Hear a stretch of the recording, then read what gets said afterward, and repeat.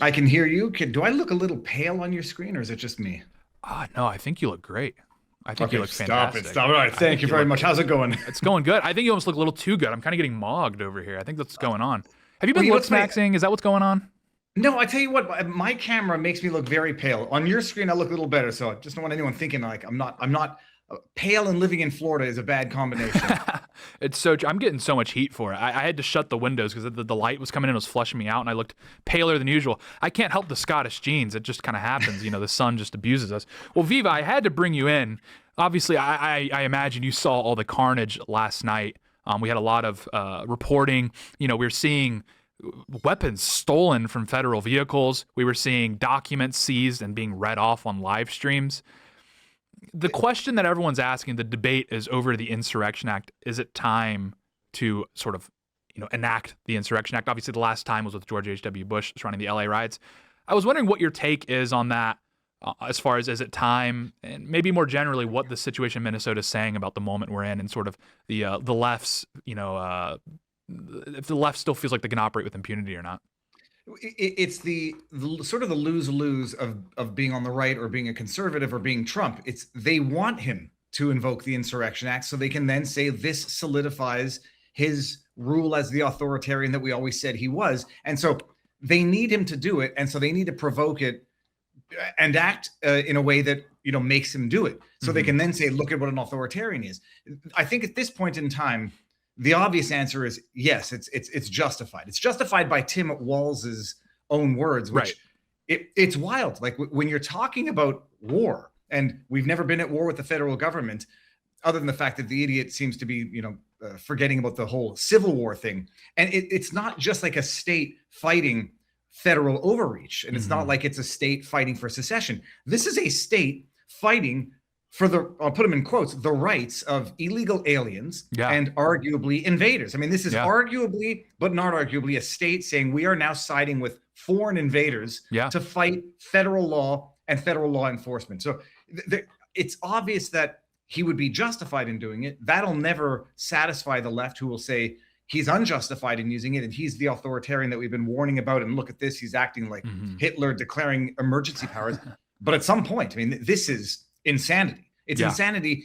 And you have state absence of law enforcement and you have state governors fomenting what is nothing shy of seditious insurrection in the true meaning of the words. Yeah. I mean, because you're getting this general mood across the right. And I mean, it's almost a cliche at this point where people say, well, it doesn't matter if they call you racist anymore because they don't mean it. But yeah, I understand the impulse from a lot of people where they're like, maybe they want the Insurrection Act. Again, it kind of gives them sort of some, it solidifies their narrative that Trump is, again, this authoritarian or whatever. But on the flip side, it's one of those things. It's like they kind of already think that he's this fascist, dictator anyway. At this point, we kind of have to worry about our own affairs, our own interests, and quell this. I mean, this is just absolutely. I was making the point. We didn't even really see this kind of stuff during the Summer of Love. I mean, it was insane. There was buildings being burned down. But as far as like stealing weapons and seizing documents and reading it off on Well, live streams, I mean, it's insane. you've had people opening fire on ICE agents. I mean, accidentally killing illegals, which is the Right. ultimate irony of their stupidity. Yeah. The reality is, yeah, they're going to say he's an authoritarian already. They already liken him to dictators of the past. At this point, history will be written by the victors, and Mm-hmm. Trump had better make sure to be the victor. And in 5 years from now, they'll look back on this the way we now look back on the Summer of Love and say, yeah, Chop and Chaz and these autonomous zones. It was insanity. It was the highest crime that America had in recent memory.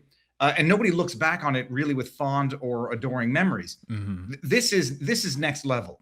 Yeah. And the problem is you need to make an example of the politicians who are egging it on. And they've Mm-hmm. got their useful idiots, or I say they're useless idiots. They've got their idiots who are hearing their political permission slip and running with it, and Mm-hmm. it's getting people killed. Yeah. And you need to make an example not only of law and order on the streets and enforcement of federal immigration law. It went from sanctuary cities to fighting openly with ICE agents Yeah. or federal law enforcement. I mean, it's the Overton window that's moving so far to the left now. They're not only normalizing undocumented migrants, which are illegal aliens, Now they're normalizing not just sanctuary cities, but overt war with federal law enforcement, harassing, stalking, doxing, etc. You need to make an example of the people who break the law, and you need to make an example of the politicians who give the political permission slip to their useful, useless idiots to go out in the streets and think that they are morally and righteously justified in violence and doxing and calling for violence against these ICE agents. Absolutely. You made an interesting point there regarding the Overton window, because the sentiment on the right is, well, the Overton window is sort of expanding on the right, like it's expanding, in favor of sort of different conservative opinions and these sorts of things.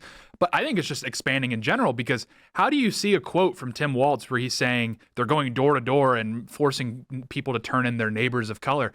How do you see a quote like that and not think this guy is effectively, at least inciting some sort of reaction to ICE? You're putting a target on their back when you say something like that.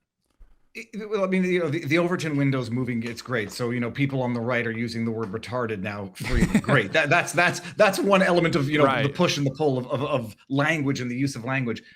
But the Overton window, I mean, it is wild, where the left has gotten so violent and extreme that I don't even know where the middle is anymore, but it's become normalized where, oh yeah, fight ICE.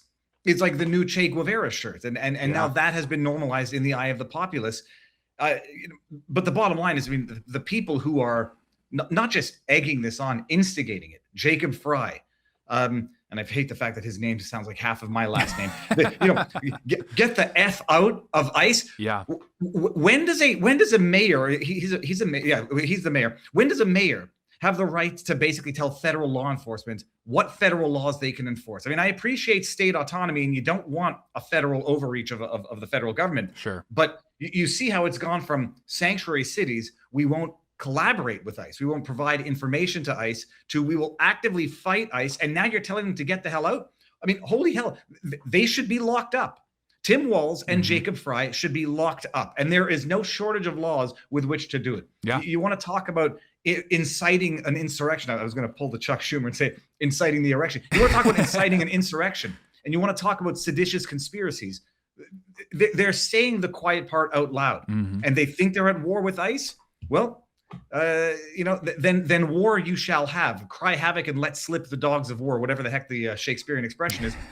Go after them with the full force of the law now. It's seditious. It is openly calling for violence, and it's actually resulting in violence. And oddly enough, the death of their own citizens. But what do they care about that? They're just going to be the martyrs for their own extremism going forward. Yeah, absolutely. I mean, I sympathize with people, especially after what we endured through COVID and these sorts of things, who, when they see expanded federal power, they get a little queasy, they get a little nervous. I completely sympathize. I understand. And in some cases, I'm like, yeah, that's a good point. Maybe I didn't look at it that way. But in this instance, where you quite literally have people that are openly declaring that they want to effectively overturn the results of the last election. They want to impede sort of the mass deportation operation, which was widely popular. That's what I mean. Like the RNC, were waving signs that said mass deportation. Now, like that is the staple, really, of the Trump campaign. Again, these are policies that are popular. Like the majority of Americans support certainly deportation of all illegal immigrants, but based off of a lot of polling we're seeing. So there's a difference between, like a state operating, with some autonomy and these sorts of things. There's between that and the mayor of a city literally siding with people that are openly declaring sort of these insurrectionist ideas. I mean, I just don't know how people can't see that distinction. Well, you're right. People should be afraid of not just federal overreach, government overreach. Yeah. But there's a difference between federal overreach and lawlessness at the city and state level. This is lawlessness at the state and city level. And it's funny. First of all, ignore the fact that there were more illegals deported under, I don't want to say Biden because I'm not sure, but certainly under Obama and I believe under Clinton. It's not even a question now of opposing deportation because there have been more deportations in the past. This is a question of promoting lawlessness and promoting and facilitating an invasion of a country. You like it or not, and there are obviously going to be stories of tragedy, and it's going to look bad from an optics perspective. But disciplining a child always looks bad from an external perspective. But if you don't discipline a child, they grow up to be spoiled, rotten, dysfunctional adults, and it looks ugly. It doesn't feel good when you do it, but it has to be done. Otherwise, you raise bad children. You raise improperly I mean, not a curated children is not the right word I'm looking for, but improperly raised children. Yeah. If you don't enforce a border, you don't have a country. If you don't enforce the law because it makes you feel bad, well, A, you shouldn't be in that position in the first place, and B, you will have lawlessness. Yeah. And what you are basically having the left say right now is, we have openly participated in creating a problem that we now say is too big to solve. Well, get the F out if you want to talk about getting the F out, and understand you have no business, not just in being part of the solution. If you admit you can't, you caused the problem, and now you're not just being not a part of the solution, you are actively opposing the adults in the room who have to find the unpleasant solutions to the problems that you caused. Get the hell out of power. And you want to incite people to get up in arms, and literally up in arms against federal agents? You should be charged. And there's no shortage of laws. Get creative, but don't get abusive. And go after Tim Walz and go after Jacob Frei, and get some law and order in these Democrat-run hellholes that have so many of their own problems, they can't solve them, so they just go after fighting the feds to ignore and distract from their own incompetent governance. Absolutely. Well, you made a really good point there regarding the optics. And we had the writer Patrick Casey on the show on Monday, and he made this point. It's a really interesting point, is which, the short-term sort of, I guess, shock and awe effect, for lack of a better word, with the ICE raids and these sorts of things. What you're trying to do there is create an environment that communicates to people that are here illegally, hey, there's a new sheriff in town.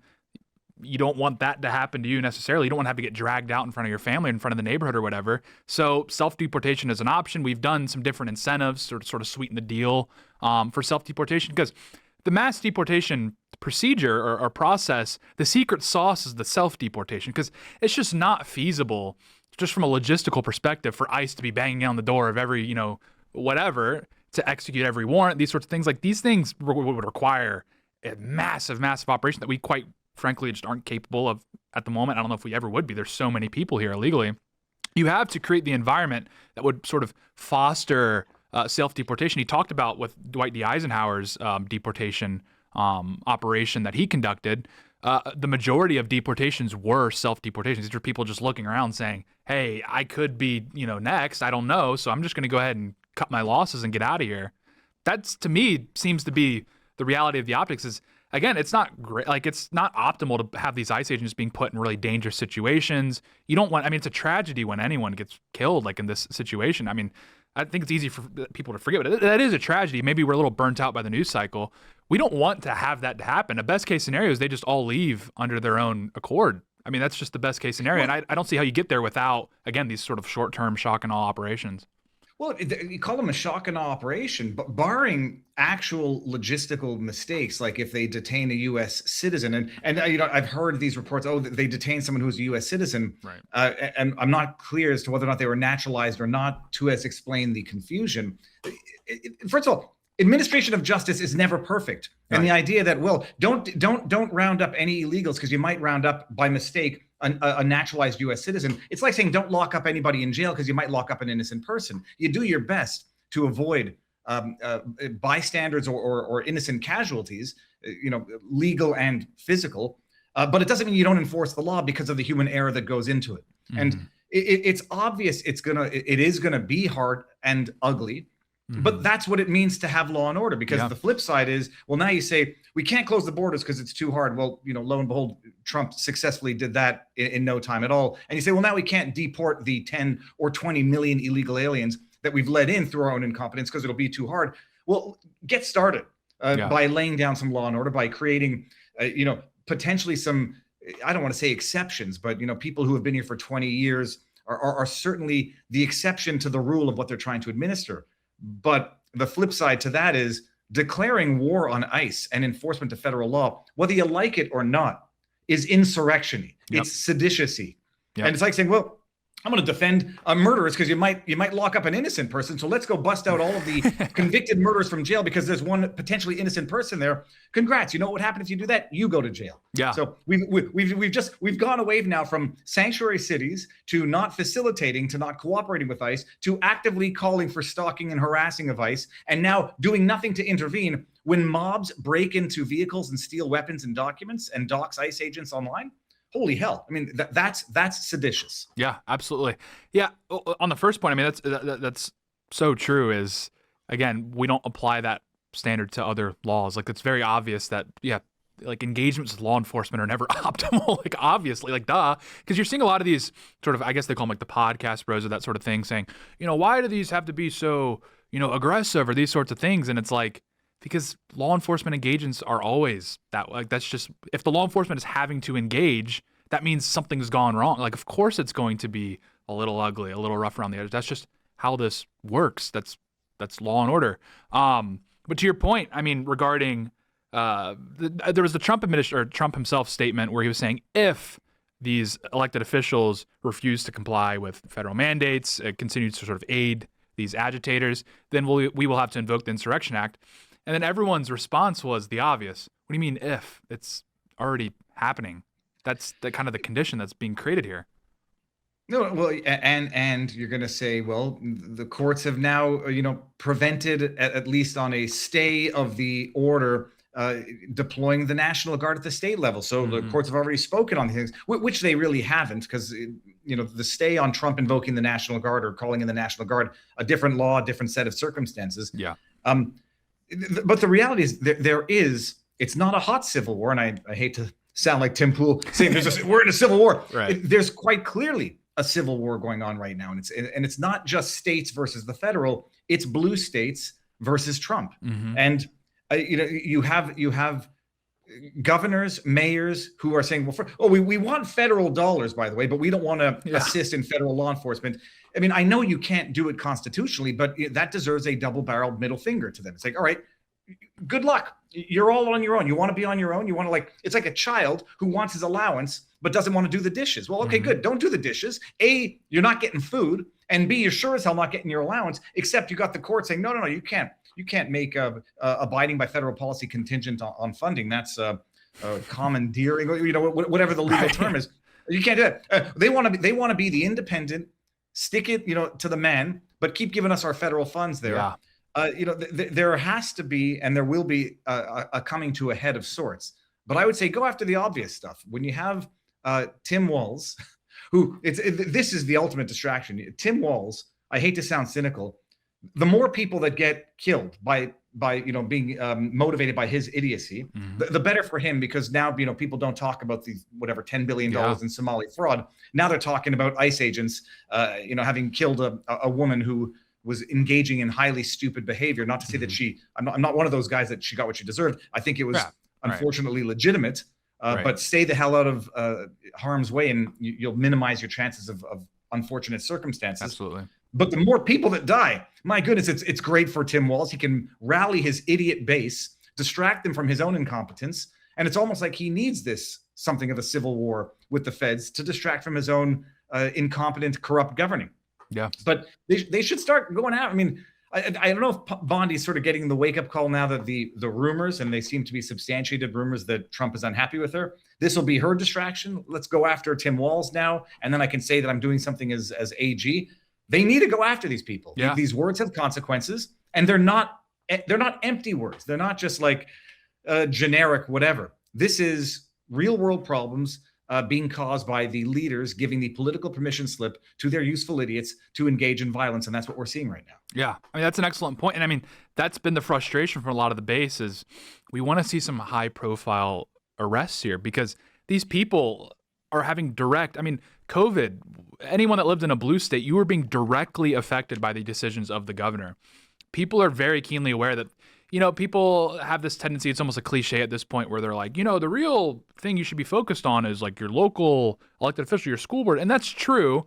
But we're kind of in a moment where the governor actually has a lot of autonomy over your life. Again, that was demonstrated by COVID. So people are demanding these high-profile arrests, again, not to make them feel good or not for necessarily red meat, but because these people are literally engaging in behavior that is directly harming their constituents. And certainly if you're a Republican.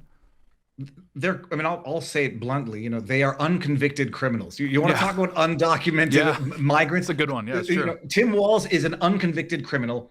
Gretchen Whitmer is an unconvicted criminal. Kathy Hochul, unconvicted criminals. And the only way they can distract from that is to find a bigger boogeyman. But you are dealing with people who are corrupt at all levels. And right now, I don't think Tim Walz, I think he knows that he doesn't have a political future, but this is at least the interim distraction. They are trying to undermine Trump's administration and Trump's policy at all costs and with no limits. And so it is time to start holding them, not just to the standards that they tried to hold Trump to and his whole entourage, to the letter of the law. I mean, these people are openly inciting violence, openly supporting it. And it's not a question of free speech or anything. You want to talk about what it means to engage in insurrection. This is what it looks like. Yeah. When you have governors and mayors, Karen Bass, saying we're going to protect illegal aliens and interfere with federal law enforcement, these are not just words anymore, and these are not just words from citizens. These are words coming from elected leaders who swore an oath, to uphold the Constitution.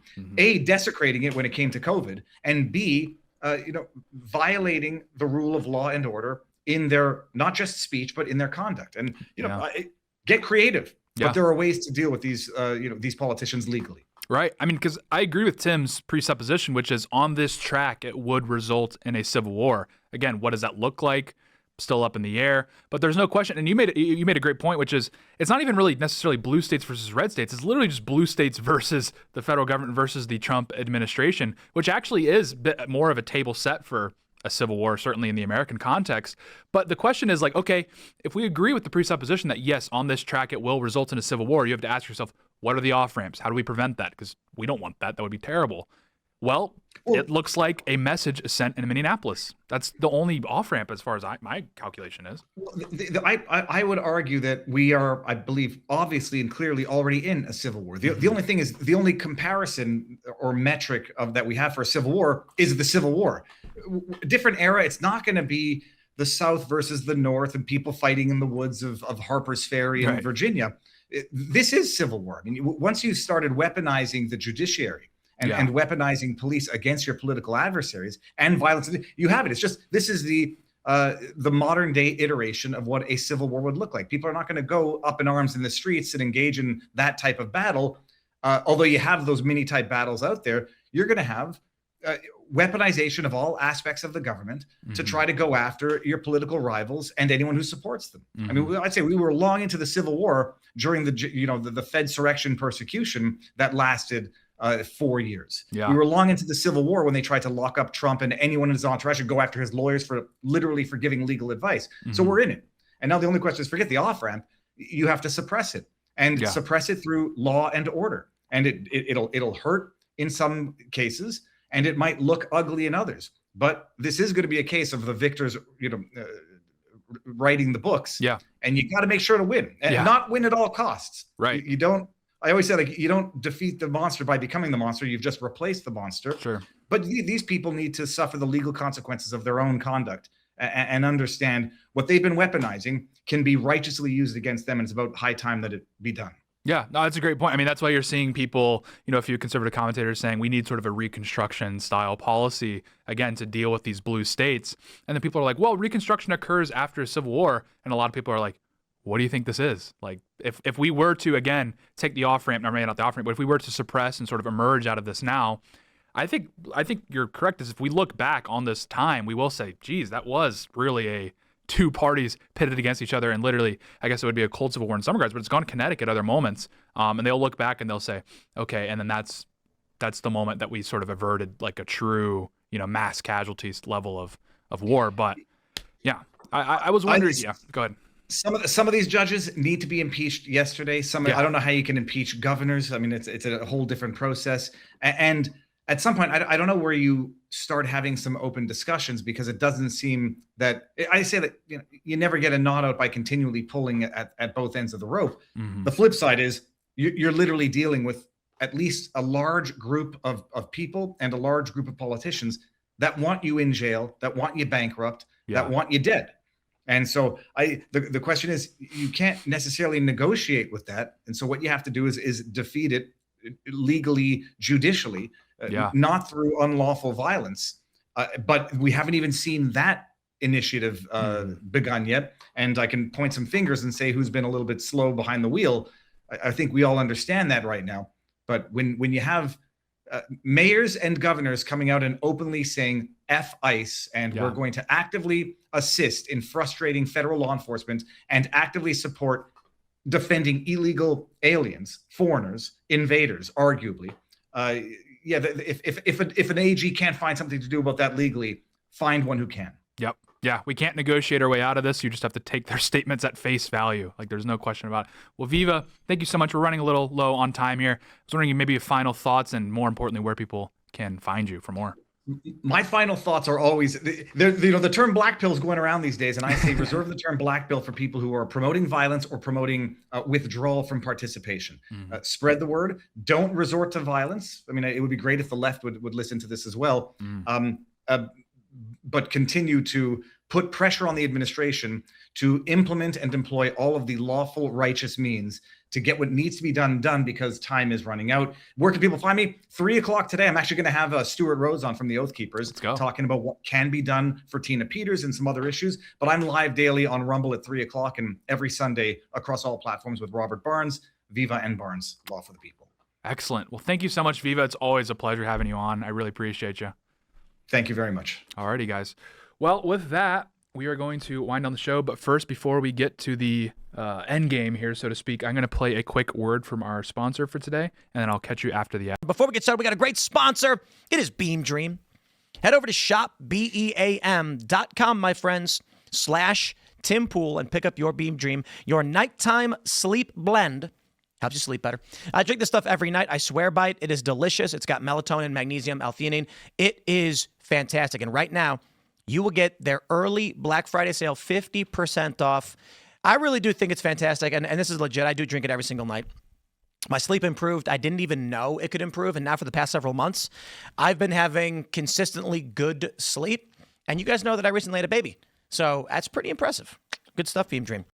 Big Beam Dream head. I actually bought my mom some Beam Dream for Christmas, believe it or not. I'm a big fan. So we love Beam Dream. With that, you can find me on X and Instagram at Real Tate Brown. Come give me a follow on Twitter. I'm trying to get to 10K. I don't really have like a reason for that. It would just feel good. It's more like an ego thing, I think. So I don't know. Yeah, just come follow me. We're always tweeting. Tweet at me. I like replying to everybody, as many people as I can. So just come hang out. It's a great time. And come hang out tonight for Timcast IRL at 8 p.m. It's going to be a monster show. And I will see you guys on this noon live next Monday. So I'll miss you guys for a few days, but we will be back. And I appreciate you very much. I'll talk to you later.